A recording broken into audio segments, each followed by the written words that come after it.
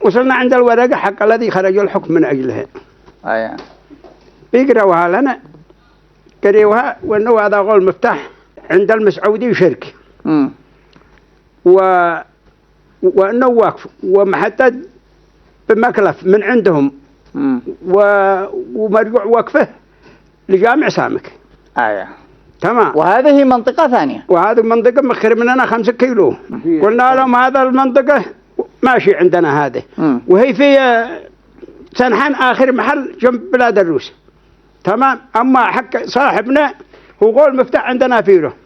لا مذكر مسعودي عندنا، ولا مذكر جامع سامك عندنا، ولا كذا كذا. وداحين انتم يا البير سواء.